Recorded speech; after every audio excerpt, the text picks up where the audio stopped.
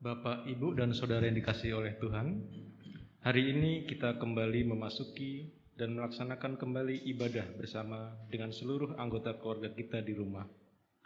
Sukacita besar kita ungkapkan melalui syukur kita kepada Tuhan untuk menjalankan ibadah ini. Mari kita mempersiapkan diri sepenuh hati dan penuh sorak-sorai bersama seluruh alam semesta ini dengan menaikkan pujian dari Kidung Jemaat nomor 21, Hari Minggu, Hari yang Mulia.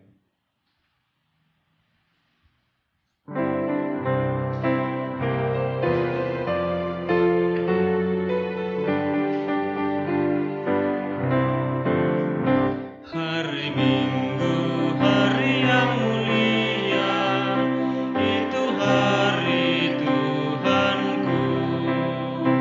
Ia bawa rasa bahagia masuk dalam hatiku.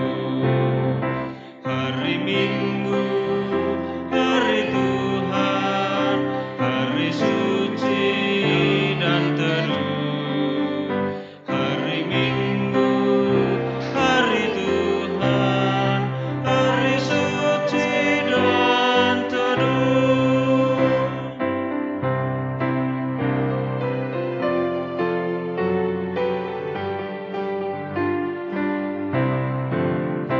Hari Minggu, hari istirahat bagi badan yang letih. Firman Tuhan turun bawa nikmat untuk hati yang sedih. Hari Minggu, hari Tuhan, hari suci dan teduh. Hari Minggu, hari Tuhan, hari suci dan teduh.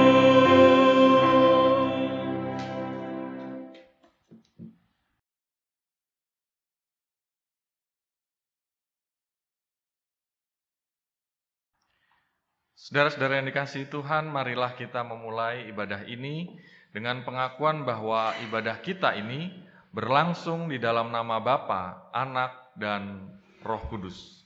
Damai sejahtera Kristus kiranya ada pada saudara sekalian. Damai sejahtera Kristus ada pada saudara juga. Tema ibadah pada minggu ini, bekerja untuk Tuhan dengan sukacita. Melalui tema ini, kita diajak untuk mengerti dan memahami bahwa semua orang percaya pada hakikatnya dipanggil untuk hidup bekerja dan melayani Tuhan dengan sukacita. Mari kita pujikan pelengkap Kidung Jemaat 274, bait pertama dan yang ketiga. Pakailah waktu anugerah Tuhan.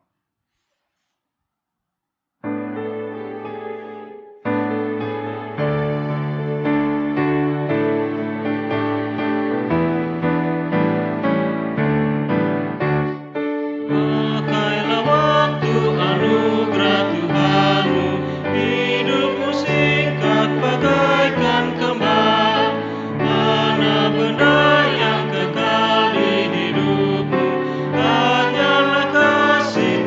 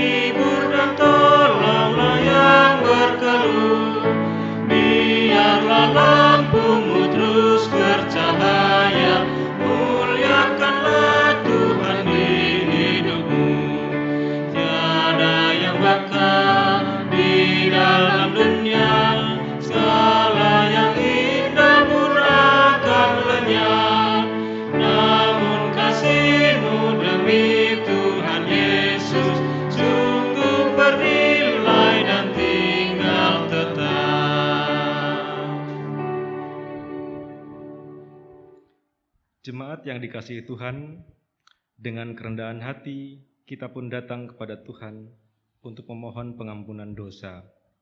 Saya mengajak saudara untuk menaikkan doa pribadi kepada Tuhan.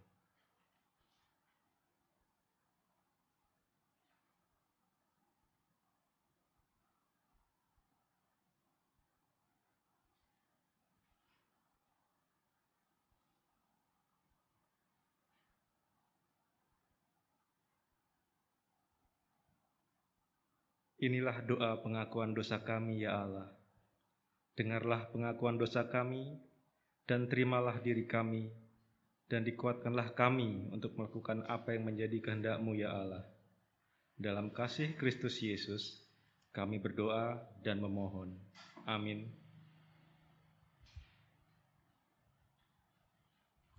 Saudara-saudara yang dikasihi Tuhan, marilah kita bangkit berdiri. Bagi kita yang mengakui akan segala dosa dan pelanggaran di hadapan Tuhan, Tuhan memberitakan anugerah pengampunannya, yang pada hari ini kita merenungkannya melalui 2 Petrus 1 ayat yang ketiga sampai dengan yang keempat. Karena kuasa ilahinya telah menganugerahkan kepada kita segala sesuatu yang berguna untuk hidup yang saleh oleh pengenalan kita akan Dia, yang telah memanggil kita oleh kuasa-Nya yang mulia dan ajaib. Dengan jalan itu, Ia telah menganugerahkan kepada kita janji-janji yang berharga dan yang sangat besar, supaya olehnya kamu boleh mengambil bagian dalam kodrat ilahi dan luput dari hawa nafsu duniawi yang membinasakan dunia. Demikianlah berita anugerah dari Tuhan. Syukur kepada Tuhan. Menyambut berita anugerah dengan bahagia dalam pujian bersama, marilah kita menyanyikan Kidung Jemaat 395 bait pertama dan kedua, Betapa Indah Harinya.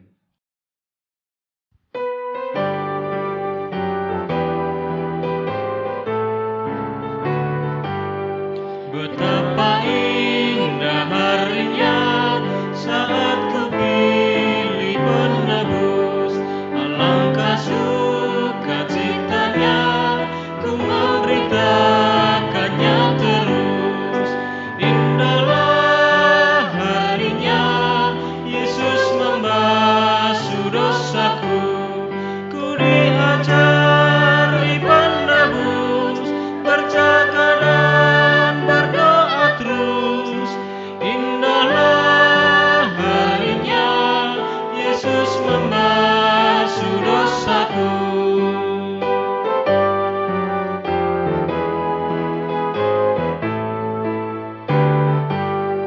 Betapa indah janjinya yang telah mengikat hatiku, ku beri kasihku padanya serta menyanyi bersyukur.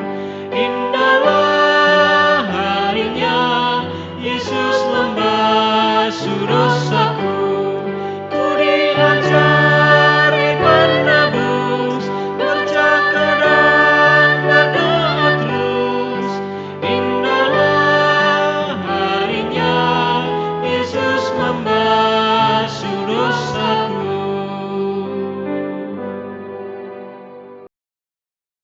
Mari saudaraku kita menaikkan doa epiklese, doa untuk mempersiapkan diri menyambut firman Tuhan. Kita bersatu di dalam doa. Benar Tuhan, betapa indah harinya ketika Engkau menebus dosa-dosa kami.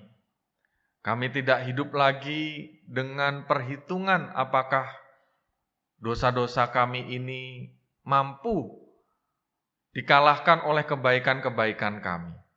Tetapi Engkau menerima kami apa adanya, Engkau menebus hidup kami, dan setiap kebaikan-kebaikan yang kami lakukan bukanlah untuk berjumlah lebih banyak dari dosa kami, tetapi untuk ucapan syukur, sebab Engkau telah mengampuni diri kami seutuhnya. Karenanya Tuhan, dalam rasa syukur itu, biarlah kami menyambut firman-Mu dengan sukacita, karena kami menyadari bahwa Engkau bukan hanya mengampuni diri kami, tetapi juga mempercayakan hikmat dari sorga, supaya kami menjadi terang dan garam dunia, menjadi saksi Tuhan di tengah-tengah kehidupan kami. Karenanya bersabdalah Tuhan melalui firman yang akan kami baca dan renungkan ini, dan biarlah Engkau sendiri yang menuntun kami, agar kami memahami firman Tuhan dan menjadi pelaku firman yang setia. Di dalam nama Tuhan kami Yesus Kristus, kami berdoa dan mengucap syukur. Amin. Pembacaan Injil diambil dari kitab Injil Yesus Kristus menurut kesaksian Matius. Matius pasal yang ke-20, ayat yang pertama sampai dengan yang ke-16. Lembaga Alkitab Indonesia memberikan judul perikop perumpamaan tentang orang-orang upahan di kebun anggur. Adapun hal kerajaan sorga, sama seperti tuan rumah yang pagi-pagi benar, keluar mencari pekerja-pekerja untuk kebun anggurnya. Setelah ia sepakat dengan pekerja-pekerja itu mengenai upah sedinar sehari, ia menyuruh mereka ke kebun anggurnya. Kira-kira pukul 9 pagi, ia keluar pula dan dilihatnya ada lagi orang-orang lain yang menganggur di pasar. Katanya kepada mereka, "Pergi jugalah kamu ke kebun anggurku, dan apa yang pantas akan kuberikan kepadamu." Dan mereka pun pergi. Kira-kira pukul 12 dan pukul 3 petang ia keluar pula dan melakukan sama seperti tadi. Kira-kira pukul 5 petang ia keluar lagi dan mendapati orang-orang lain pula. Lalu katanya kepada mereka, "Mengapa kamu menganggur saja di sini sepanjang hari?" Kata mereka kepadanya, "Karena tidak ada orang mengupah kami." Katanya kepada mereka, "Pergi jugalah kamu ke kebun anggurku." Ketika hari malam tuan itu berkata kepada mandurnya, "Panggillah pekerja-pekerja itu dan bayarkan upah mereka, mulai dengan mereka yang masuk terakhir hingga mereka yang masuk terdahulu." Maka datanglah mereka yang mulai bekerja kira-kira pukul 5 dan mereka menerima masing-masing 1 dinar. Kemudian datanglah mereka yang masuk terdahulu, sangkanya akan mendapat lebih banyak, tetapi mereka pun menerima masing-masing 1 dinar juga. Ketika mereka menerimanya, mereka bersungut-sungut kepada tuan itu, katanya, "Mereka yang masuk terakhir ini hanya bekerja 1 jam, dan engkau menyamakan mereka dengan kami yang bekerja, dengan kami yang sehari suntuk bekerja berat dan menanggung panas terik matahari." Tetapi tuan itu menjawab seorang dari mereka, "Saudara, aku tidak berlaku tidak adil terhadap engkau. Bukankah kita telah sepakat 1 dinar sehari?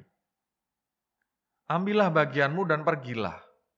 Aku mau memberikan kepada orang yang masuk terakhir ini sama seperti kepadamu. Tidakkah aku bebas mempergunakan milikku menurut kehendak hatiku? Atau iri hatikah engkau karena aku murah hati? Demikianlah orang yang terakhir akan menjadi yang terdahulu, dan yang terdahulu akan menjadi yang terakhir." Demikianlah Injil Yesus Kristus. Yang berbahagia adalah kita yang mendengarnya, memelihara dalam hati, dan dengan sukacita melakukannya. Haleluya. Saudara-saudara yang dikasihi oleh Tuhan, dalam referensi lagu-lagu Kristen, tentunya kita tidak asing dengan tema hari ini. Bekerja untuk Tuhan dengan sukacita. Bekerja begitu dekat dengan melayani. Wah, banyak sekali Pak referensi lagu tersebut.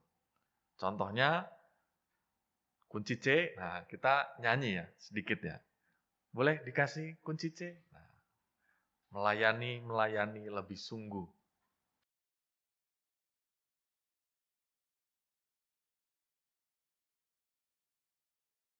Mari kita bernyanyi bersama ya sedikit.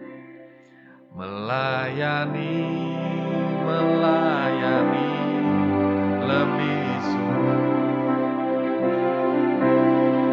Melayani, melayani, lebih sungguh. Tuhan lebih dulu melayani kepadaku. Melayani, melayani, lebih sungguh. Ada juga lagu Kerja Buat Tuhan Selalu Manise. Ya. Kerja buat Tuhan selalu manise, biar pikul salib selalu manise. Ayo kerja buat Tuhan, sungguh senang-senangi. Dipanggil Tuhan selalu manise, membuang diri ke ladang Tuhan saudara. Kerja Tuhan selalu manise. Kerja buat Tuhan selalu manise, sungguh senang membuang diri atau memberikan diri ke ladangnya Tuhan.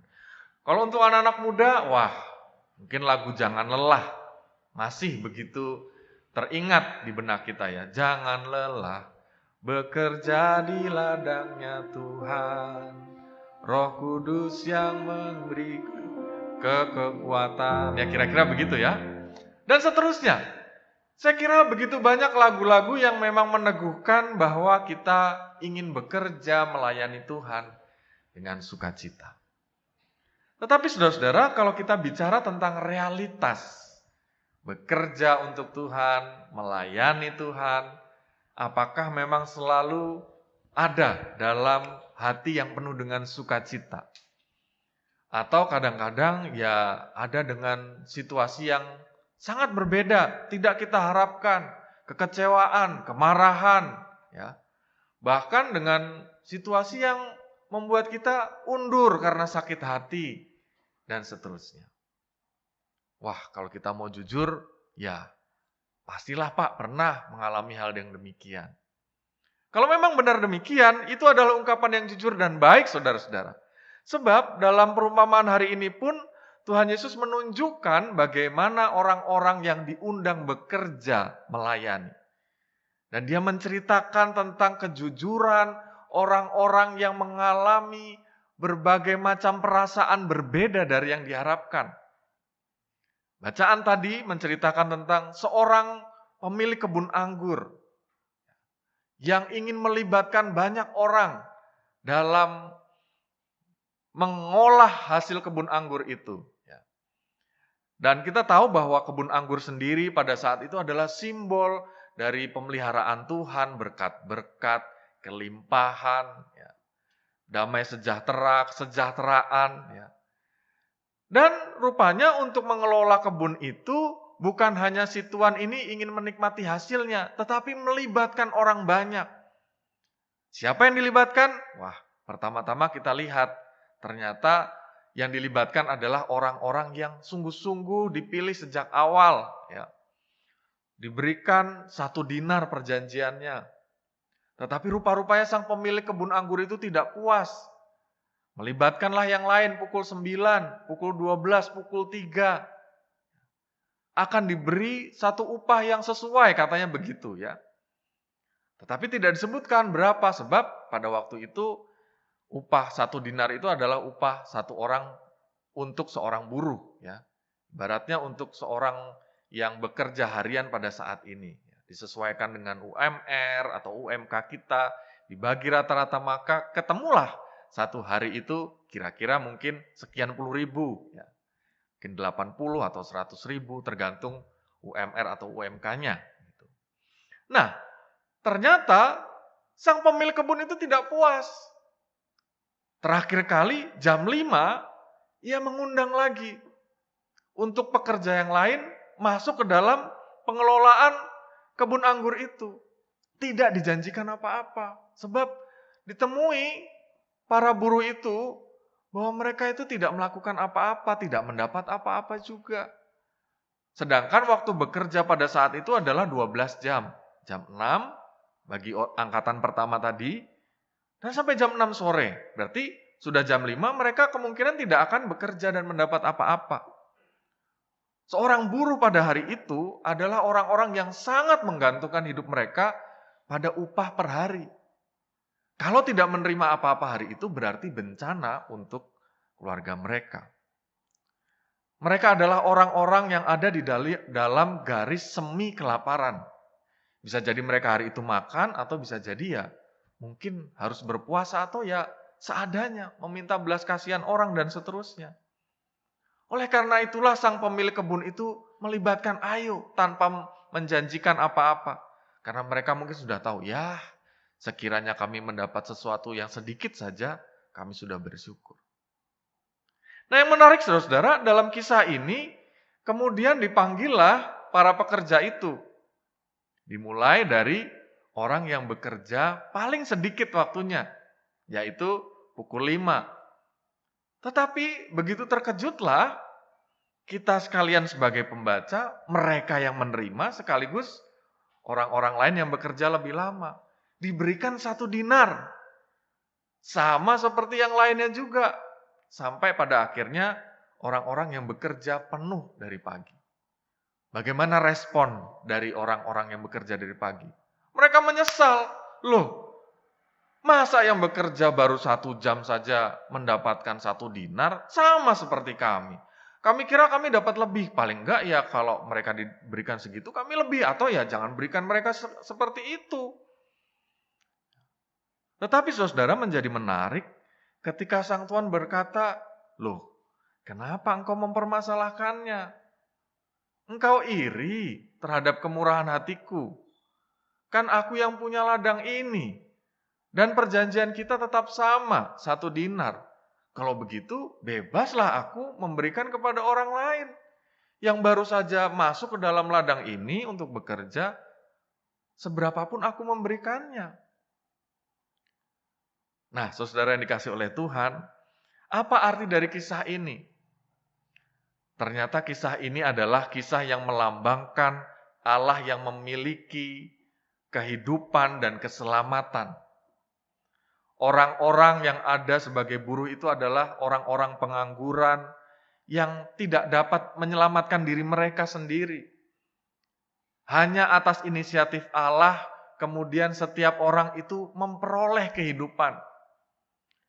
Entah orang yang dari awal, dari pagi itu dilibatkan, atau yang baru saja ketika mereka sudah habis harinya dan mungkin tidak dapat makan malam hari itu, Tuhan selamatkan. Mana yang lebih beruntung ketika kita melihat dalam sudut pandang tentang kehidupan yang kekal, keselamatan. Ternyata kita melihat bahwa yang paling beruntung sebenarnya betul adalah orang yang bekerja dari pagi. Karena mereka betul-betul mempunyai satu keyakinan bahwa saya selamat hari ini. Saya diberikan kehidupan yang kekal, pengampunan atas dosa. Saya tidak lagi khawatir tentang rumah tangga saya. Saya tidak khawatir tentang hidup saya. Maka saya mau bekerja dengan sukacita hari ini karena saya sudah diselamatkan. Tetapi orang yang baru saja masuk, mereka ibaratnya adalah orang-orang yang dipanggil oleh Tuhan di masa mereka sudah menjadi dewasa atau usia yang sudah senja, mengenal Tuhan Yesus. Mereka sungguh bersyukur. Tetapi di sisi yang lain tentunya ada sesuatu yang disayangkan bagi mereka. Wah, tidak sejak dulu ya kenal Tuhan Yesus. Sehingga saya bisa bekerja di ladang ini dengan lebih panjang. Saya bisa menikmati sukacita, tidak khawatir tentang hidup saya. Hidup saya yang sebelumnya harusnya bisa lebih berkualitas. Seperti itulah sebetulnya bagaimana kita melayani Tuhan. Melayani Tuhan itu bukanlah sebuah beban dan tidak mengharapkan segala sesuatu sebagai imbalan. Sebab kita sudah tahu imbalannya jelas melayani Tuhan. Kita hidup selamat di bumi dan di surga. Kita tidak lagi khawatir, sehingga pelayanan kita di rumah, di gereja, itu tidak lagi berdasarkan pada apa yang saya dapat nanti kalau saya melayani Tuhan. Wah, jangan-jangan orang tidak menghargai pelayanan saya. Wah, jangan-jangan nanti pelayanan saya tidak diterima dengan baik, ya, tidak dipuji, dan seterusnya. Tetapi kita melayani Tuhan itu memang sebagai ungkapan syukur. Ketika kita datang ke gereja dalam situasi pandemi seperti ini, masih ada rekan-rekan kita yang datang, kita percaya bahwa mereka memang mengungkapkan syukur mereka sebab mereka sudah menerima berkat Tuhan, sudah diselamatkan. Sehingga mereka memperoleh sesuatu hal yang mendalam bahwa tiap-tiap melayani itu saya mendapatkan satu kedalaman relasi yang lebih lagi kepada Tuhan Yesus, kepada teman-teman dalam pelayanan. Yang tidak saya dapat ketika saya berdiam dan tidak melakukan apa-apa. Saudara yang dikasihi oleh Tuhan, oleh karena itu bagaimana kita memandang pelayanan? Yang pertama, memandang pelayanan itu haruslah secara setara, bukan secara senioritas dan hierarkis. Seharusnya seperti padi makin berisi, makin tertunduk, kita pun juga demikian. Kita yang melihat orang-orang yang baru masuk dalam pelayanan itu adalah orang-orang yang bukan menjadi saingan kita.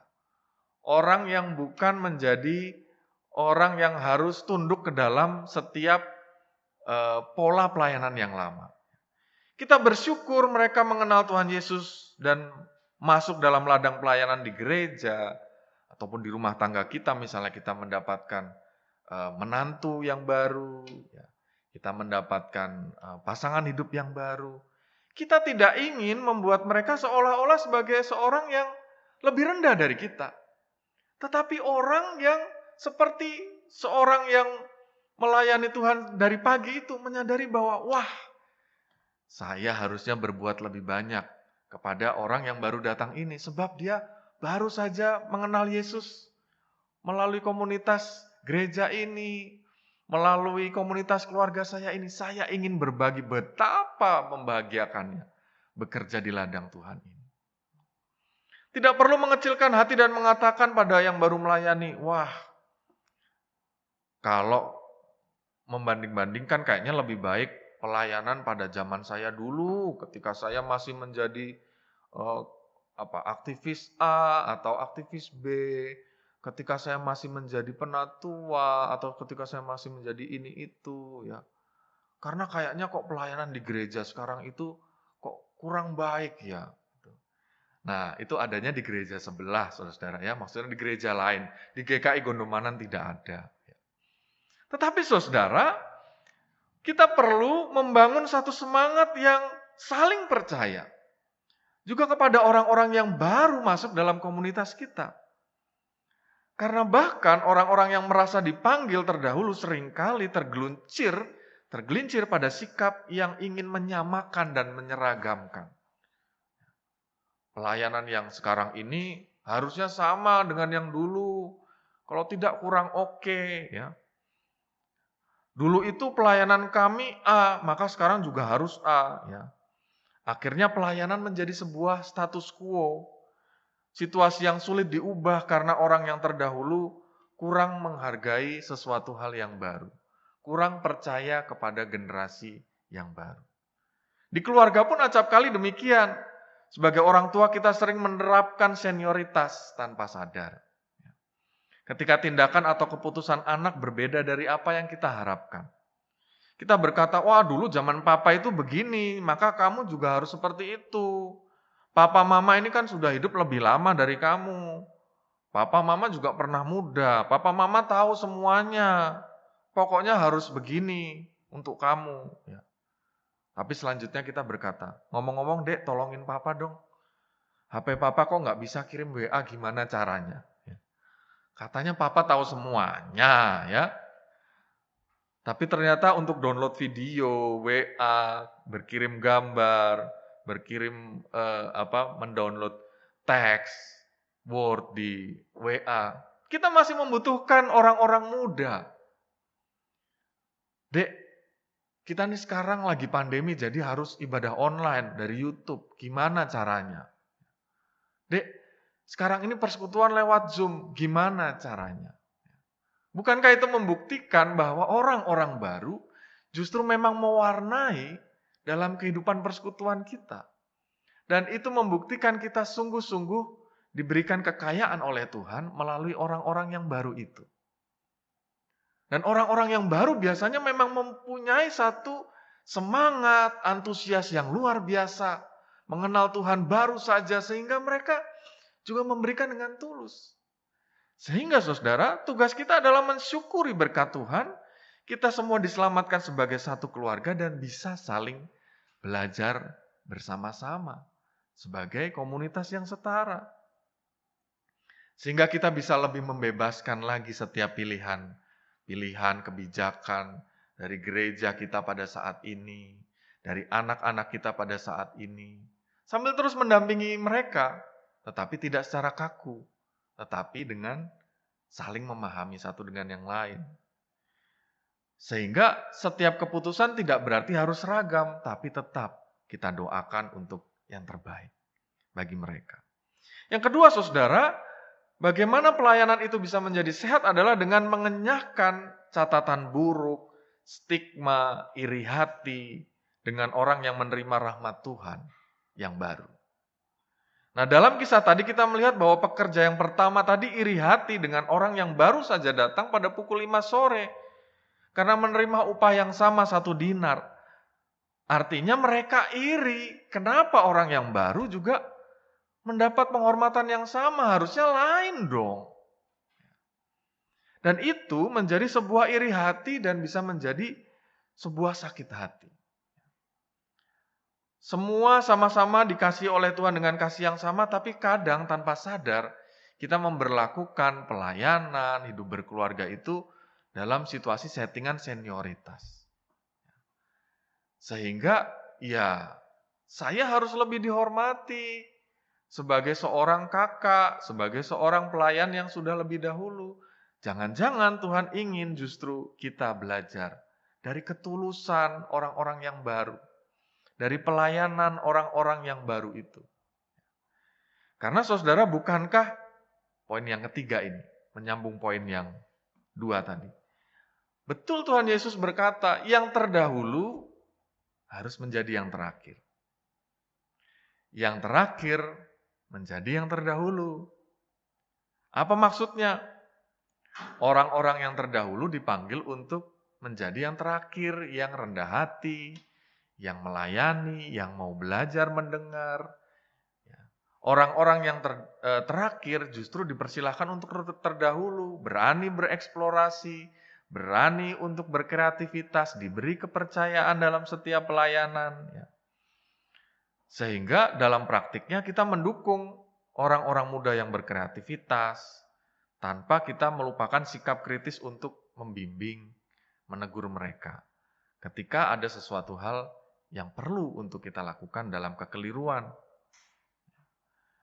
Misalnya saja saudara, tadi kita berbicara soal teknologi. Wah, kalau saya melihat di ibadah kita ini, nampaknya separuh ini adalah aktivis dari generasi muda. Wah, kalau kita mungkin ya, yang dengan usia, katanya kan ada generasi baby boomer gitu ya. Nah ini mungkin baby shark gitu ya. Ada lagunya itu, baby shark dudu gitu ya. Nah tanpa generasi baby shark ini, apalah arti kita? Siapa yang bisa memainkan musik dengan begitu update, sehingga memiliki intro yang indah, yang baik? Siapa yang bisa menguasai kamera, perekaman, editing video, dan seterusnya? Siapa yang bisa menyanyi dengan lantunan nada-nada yang update, sehingga dekat dengan anak-anak kita yang ingin bernyanyi juga. Sehingga saudara, kita melihat bahwa melalui generasi-generasi yang baru ini seharusnya kita semakin terbuka dan belajar juga dari mereka. Bukankah saudara kita seringkali terinspirasi dari orang yang baru saja melayani Tuhan juga? Orang yang baru mengikut Tuhan seringkali membuat kita belajar dari semangat mereka, belajar dari terobosan mereka, belajar dari segala sesuatu yang mereka hayati dalam perjumpaan mereka yang baru dengan Tuhan. Pertanyaannya, apakah kita mau menghargai mereka sama seperti kita pun menghargai hidup kita? 1 dinar, mereka mendapatkan anugerah yang sama seperti dengan Tuhan. Seperti Tuhan memberikan perjalanan kita yang berharga dahulu pertama kali kita menerima Tuhan. Sebagaimanapun mereka demikian. Saudara yang dikasihi Tuhan, saya ingin bercerita sedikit tentang bagaimana keluarga saya adalah keluarga yang beraneka ragam. Khususnya saya dengan orang tua saya, mungkin tidak banyak orang yang tahu bahwa sebenarnya keluarga saya, orang tua saya itu keduanya adalah berasal dari kepercayaan yang berbeda. Ketika menikah mereka masih punya kepercayaan yang satu, ayah saya adalah Kristen, yang ibu saya adalah kepercayaan yang lain. Seorang Muslim pada saat itu. Dan baru ketika saya berusia balita atau beberapa tahun setelah saya lahir, ibu saya tertarik dengan agama Kristen dan mulai ikut ibadah, ikut katekisasi, kemudian dibaptis. Namun sejak itulah ayah saya sejak kecil Kristen, namun dia menuturkan kekagumannya kepada ibu saya yang baru mengenal Kristus secara alamiah itu. Sebab ketika ia menjadi Kristen, keluarga besar ibu saya awalnya tidak bisa menerimanya. Kemudian ibu saya harus dengan sabar menerima perlakuan saudara-saudaranya yang marah, tidak terima awalnya, berulang kali memenuhi panggilan pulang kampung untuk disarankan kembali kepada kepercayaan semula. Tetapi ibu saya tetap memegang teguh mengikut Tuhan Yesus. Satu saat saudara, ibu saya ini diminta oleh gereja kami dulu di GKI Bintaro untuk menjadi seorang penatua. Tentu saja itu menjadi panggilan yang membuatnya sempat ragu. Tetapi keterbukaan dari gereja, mewakili teman-teman penatua, pendeta semuanya membuatnya yakin bahwa ketika ia menjadi penatua, ia tidak berangkat dari apa yang dia punya, tetapi apa yang Tuhan mau. Kemudian ia menjadi seorang penatua di bakal jemaat, saudara. Kebetulan bakal jemaat kami di Pondok Maharta itu di Tangerang, jauh dari Bintaro. Pada waktu itu transport belum ada tol dan seterusnya. Jadi perjalanan itu menghabiskan waktu 1-2 jam pada waktu itu. Sedangkan ibu saya adalah seorang pekerja di sebuah perusahaan swasta, sore hari pulang, sampai rumah jam 5, jam 6, mandi sebentar, lalu berangkat. Kebetulan juga banyak teman-teman di penatua di bakal jemaat itu tidak punya kendaraan atau tidak punya kendaraan roda 4. Maka ibu saya menjemput satu persatu. Di tengah kelelahannya berangkat 1 jam, 2 jam, sampai sana jam 8. Ya. Lalu rapat sampai jam 12 malam untuk persiapan ibadah setiap minggunya. Ya. Pulang, mengantar satu-satu sampai rumah jam 2 malam, jam 2 pagi. Lalu tidur sebentar atau kadang bercakap-cakap dengan ayah saya. Lalu ya akhirnya jam 6 pagi sudah harus bangun dan berangkat lagi. Itu dia lakukan terus dalam kegiatan-kegiatan mingguan. Bukan hanya persiapan ibadah, kadang-kadang juga yang lainnya. Tetapi ayah saya melihat bahwa ekspresi wajah ibu saya meski lelah tersiratkan kegembiraan, sukacita. Maka satu ketika saudara, ibu saya itu pulang dari pleno majelis jemaat. Saya masih kuliah S1 informatika sebelum kuliah teologi. Nah, setelah saya sudah selesai kira-kira itu, ibu saya berkata pada saya, masih mau nggak kamu? Dulu saya pernah waktu kecil itu bilang sama papa mama saya, cita-citanya apa? Karena bingung nulis di diari teman-teman saya itu saya tulis saya pendeta. Itu bukan karena saya mau jadi pendeta, karena bingung mau nulis cita-cita apa gitu ya. Nah ibu saya tahu, jadi dia tanya, saya bilang kan itu cita-cita masa kecil Tom. Ma itu kan masih kelas 1 SD, saya bilang gitu. Ya kali aja ada program MDiv, S2, teologi, kamu bisa ambil itu. Nah saudara, saya melihat ibu saya yang bersuka cita setiap hari itu mendorong hati saya. Iya ya, kenapa saya tidak mencobanya? Singkat cerita, meskipun saya sudah lulus, lalu saya sudah bekerja di perusahaan yang baik, juga pada akhirnya saya mengambil keputusan saya mau melayani Tuhan lebih lagi.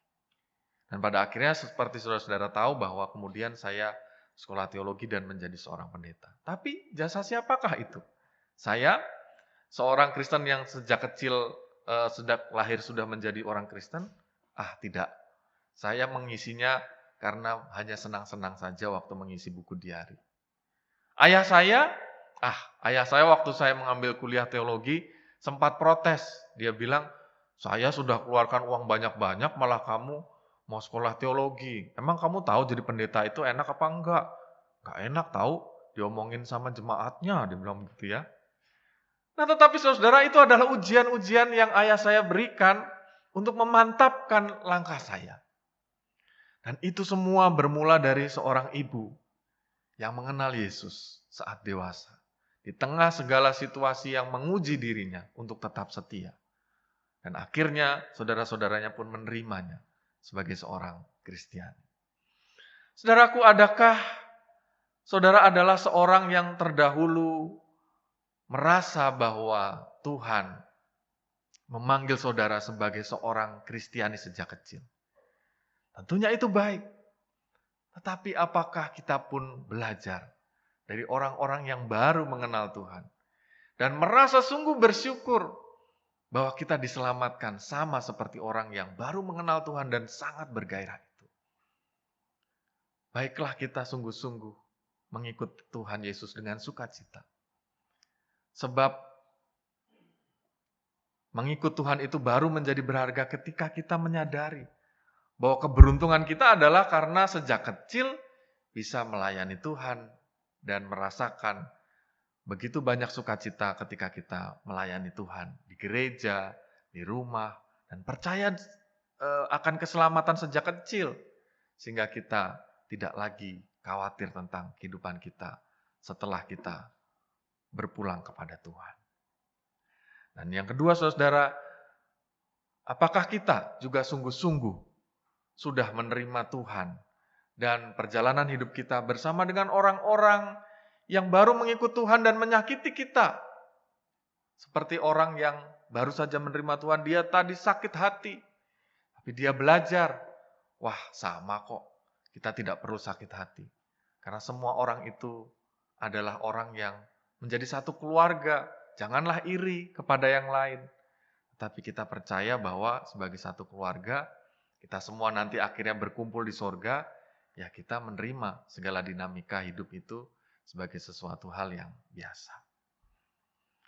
Karenanya, marilah kita menyambut pekerjaan kita, pelayanan kita, dimanapun kita berada dengan sukacita.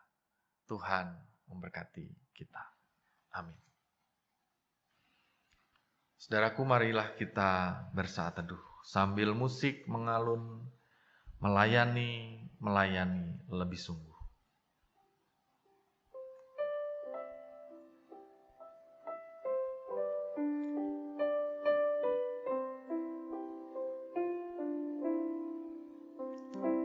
Saudaraku, marilah kita memejamkan mata, melipat tangan kita, dan merenungkan apakah saudara dan saya adalah seorang yang mengikut Tuhan sejak kita kecil, bahkan sejak kita lahir. Jika iya, maka bersyukurlah. Tetapi jika saudara pada saat ini masih merasa bahwa mengikut Tuhan begitu sulit, ada banyak tantangan hidup, ada banyak kesulitan yang membuat kita bertanya-tanya, haruskah saya mempertahankan iman ini? Terkadang kita iri dengan orang-orang yang baru mengikut Tuhan, tapi hidupnya lebih baik dari kita. Percayalah saudara bahwa Tuhan memanggil saudara dan saya melewati setiap dinamika sebab Tuhan percaya betul bahwa kita bisa melewatinya, bahwa kita membuktikan iman kita kepadanya. Atau apakah saudara adalah seorang yang baru mengikut Tuhan dan berkecil hati? Tuhan, saya baru menerima Tuhan Yesus ketika usia saya sudah senja. Tuhan, saya orang yang baru mengenal Tuhan dan tidak sama dengan orang-orang yang lain, yang tahu tentang pengetahuan Alkitab, yang tahu tentang banyak hal di dalam kekristenan. Saudaraku, janganlah berkecil hati. Hari ini Tuhan Yesus meneguhkan saudara bahwa justru yang terakhir adalah yang terdahulu. Bahwa justru untuk saudara-saudara sekalianlah, kami sekalian, orang-orang yang terdahulu ini akan memperhatikan saudara, mendoakan saudara, dan menjadi saudara dalam setiap pergumulan dan kesulitan.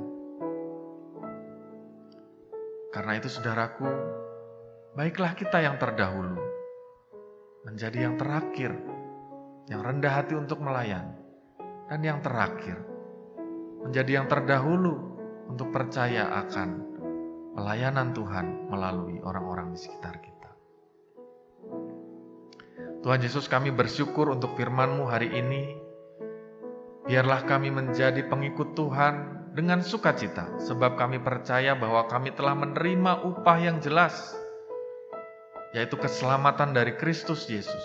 Dan tugas kami adalah mengerjakan ladang pelayanan itu dengan hati yang bersyukur, sebab kami dilibatkan dalam pekerjaan Tuhan dan menerima upah yang nyata, kehidupan yang kekal, kelak. Karenanya Tuhan, kami sambut pelayanan-Mu di tengah-tengah gereja Tuhan, di dalam keluarga, di tengah pekerjaan kami dengan sukacita, sebab kami diberikan upah yang nyata, keselamatan di dalam Kristus Yesus. Dalam nama Tuhan Yesus kami berdoa dan mengucap syukur. Amin.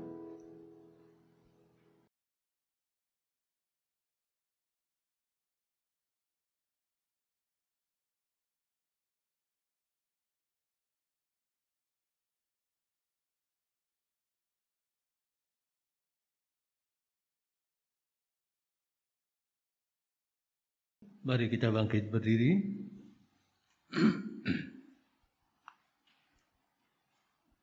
Marilah kita mengikrarkan pengakuan iman kita bersama dengan umat Allah di masa lalu, masa kini, dan masa depan kita menurut pengakuan iman rasuli demikian. Aku percaya kepada Allah, Bapa yang Maha Kuasa, Khalik langit dan bumi, dan kepada Yesus Kristus, Anaknya yang tunggal Tuhan kita, yang dikandung dari Roh Kudus, lahir dari anak darah Maria, yang menderita sengsara di bawah pemerintahan Pontius Pilatus, disalibkan, mati dan dikuburkan, turun ke dalam kerajaan maut. Pada hari yang ketiga, bangkit pula dari antara orang mati, naik ke surga, duduk di sebelah kanan Allah, Bapa yang Maha Kuasa. Dan dari sana Ia akan datang untuk menghakimi orang yang hidup dan yang mati. Aku percaya kepada Roh Kudus, gereja yang kudus dan am, persekutuan orang kudus, pengampunan dosa, kebangkitan orang mati, dan hidup yang kekal. Amin. Dipersilakan duduk kembali. Mari saudaraku, kita menaikkan syafaat kita berdoa. Kami bersyukur Tuhan untuk hari ini, terkhusus untuk gereja-Mu yang melayani di tengah-tengah situasi pandemi. Meski kami harus berada di tempat kami masing-masing, kami berdoa untuk gereja-Mu agar terus dapat melayani dengan baik. Berkatilah gereja-gereja di Indonesia, gereja di dunia yang melayani dari tempat masing-masing. Berkatilah gereja GKI Gondomanan, para penatua, pelayan gereja, aktivis, koster, dan semua orang yang terlibat dalam pelayanan ini. Berikan kesehatan, kekuatan, hindarkan dari segala sakit, penyakit, dan mara bahaya.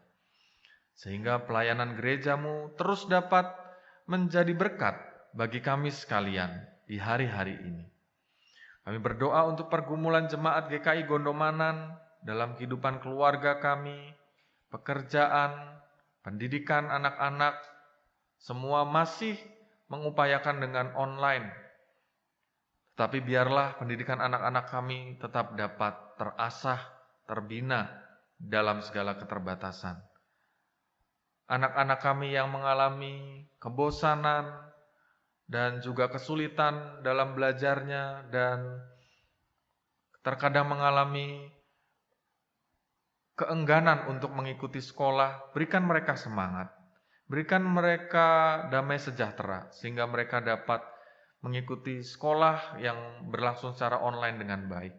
Dan bukakanlah pintu-pintu rejeki bagi kami sebagai orang tua dalam setiap pekerjaan, sehingga di masa-masa sulit ini kami tetap dapat memberi berkat yang berasal dari Tuhan bagi keluarga kami.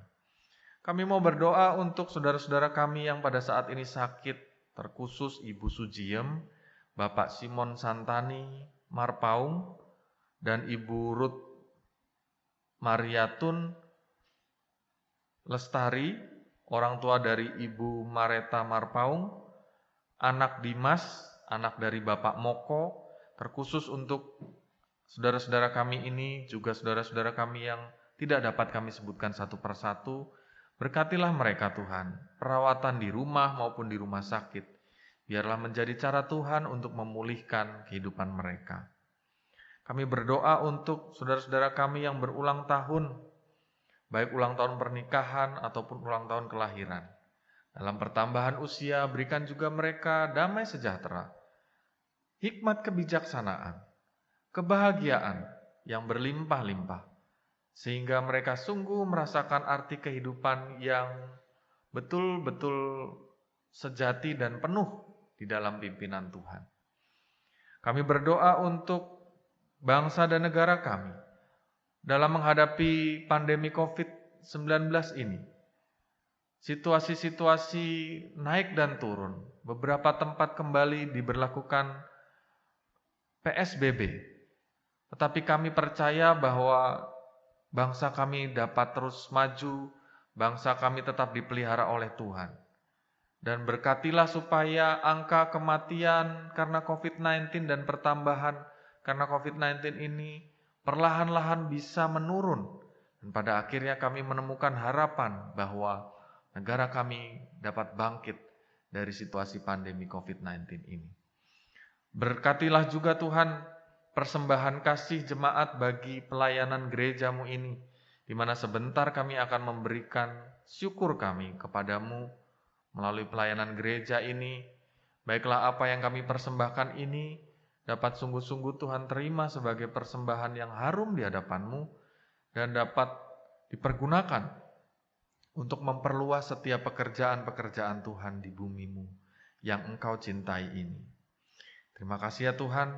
Pada akhirnya doa yang jauh daripada sempurna ini kami haturkan di dalam doa Bapa kami yang kami pujikan bersama-sama.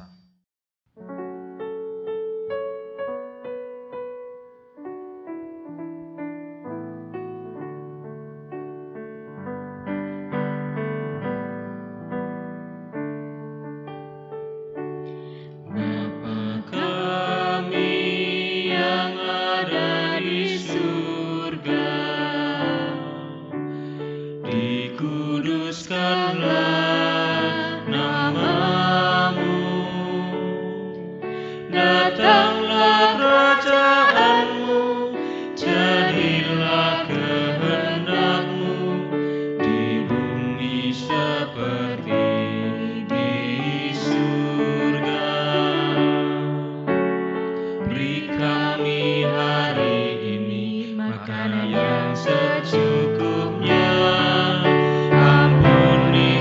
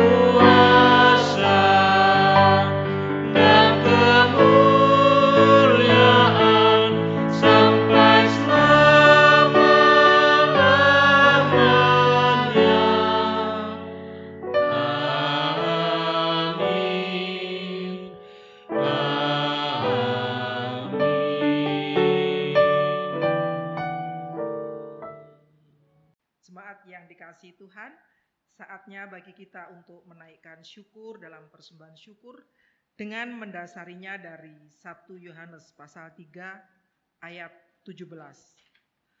Barang siapa mempunyai harta duniawi dan melihat saudaranya menderita kekurangan, tetapi menutup pintu hatinya terhadap saudaranya itu, bagaimanakah kasih Allah dapat tetap dalam dirinya?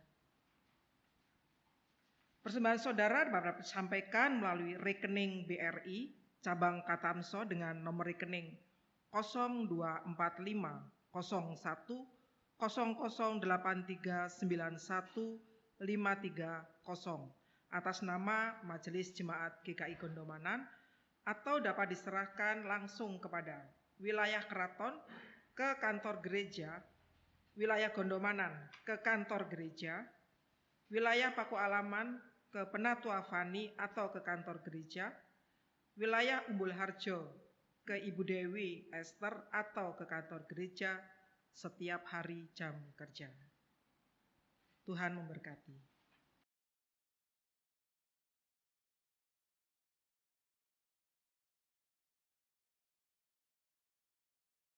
Saya undang Bapak, Ibu, Saudara untuk bangkit berdiri. Saudara-saudariku yang terkasih, marilah kita mensyukuri anugerah kemurahan Allah dengan menjadikan hidup yang berbuah sebagai saluran anugerah kemurahan Allah bagi sesama. Mari kita akhiri ibadah ini di tempat ini dengan menaikkan pujian Kidung Jemaat 341, bait pertama dan kedua, Kuasamu dan Namamu lah.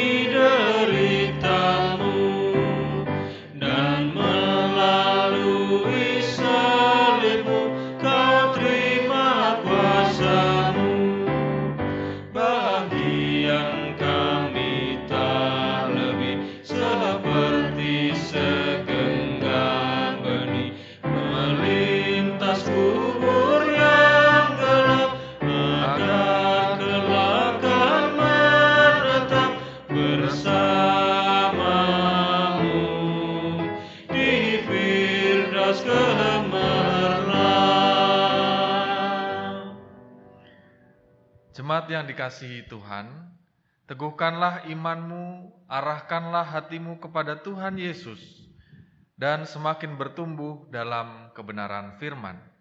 Dan mari terimalah berkat Tuhan.